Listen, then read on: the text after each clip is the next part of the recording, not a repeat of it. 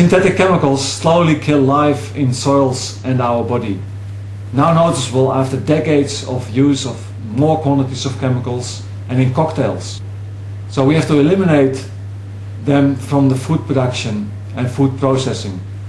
We have to create healthy living soils to restore soil biology, to feed and protect plants, and doubling soil organic carbon to get natural fertility back in the soil. That creates then plants with internal resistance to diseases and insects. We get better quality food from healthy soils, better nutrition, like a higher mineral density, more vitamins, more antioxidants. The taste becomes better, and freshness and firmness are improved. One important factor is we have to make quality attractive to the producer and the consumer. That the producer gets good money for quality and the consumer doesn't have to pay the highest prices for good quality. Because the current market forces are creating cheap food, cheap unhealthy food for profit. We eat every day. We are all involved in agriculture.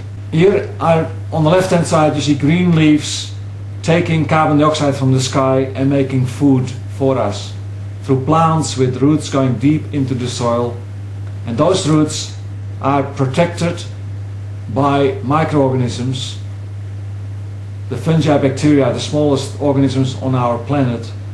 They feed and protect the roots and the plants. Each next layer of living organisms is feeding on the previous level, and we stand on the right hand side of this food web, eating from the food web that created our food. So with the intensive use of chemicals, we have made holes in this food web. Organisms died because of the chemicals, and those holes are filled with pathogens, the negative organisms in the soil, and those pathogens attack our plants, so farmers have to kill them, or in our garden we have to kill those diseases, pests, to get the good food. And that spiral of killing has created our dead soils, and that has affected our food quality. So what we have to do is we have to feed the soil to get those microbes established again. We have to reintroduce them. Then we get healthy soils for healthy food for healthy people. To reduce fertilizer use and eliminate synthetic chemicals. Like in the cities, we use more chemicals and fertilizer per square meter than farmers use. Because it's always, we use a little bit more to be sure that it works. So we have to eliminate them in the production, like in the biological organic gardens and farms, where we can eliminate the use of herbicides, fertilizers, etc., because we create the good plants, the healthy plants, the fertile soils. And in the processing, we have to eliminate the chemicals to go to slow food, where we don't need preservatives, artificial colors, artificial flavors, etc.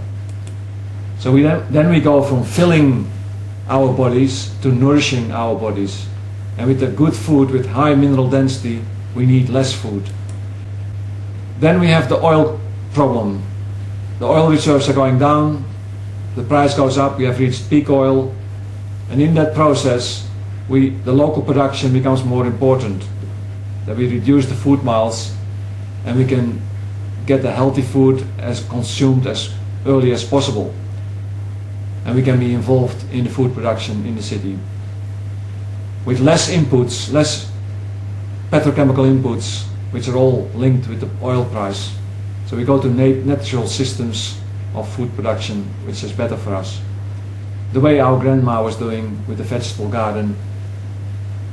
Because we go, like in the city, with community gardens, where communities can work on food production, to school gardens, where kids at school learn how food is produced, to the backyard garden. In that backyard garden, we go back to the principles of how grandma made a good food, small vegetable patch and fruit tree without chemicals. Because in the past it could be done, we can do it again.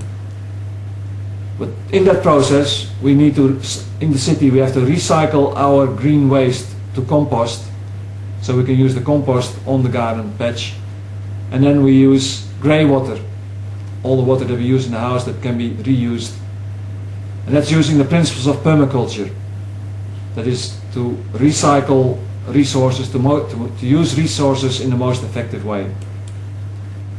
Then we have healthy soils that are productive and water efficient, because we make plants sensing their environment in a better way, so they protect themselves, they know how to grow and how to produce the good fruit and vegetables.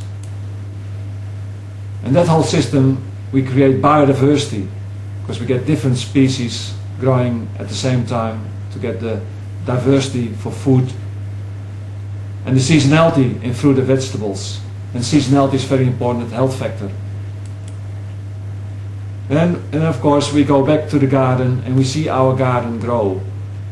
So when you go home, go to your garden and take a handful of soil and then smell the soil. If it stinks, you wouldn't want to eat it. But if it smells sweet, you might want to eat it. And that's where good food comes from, healthy soils. Thank you.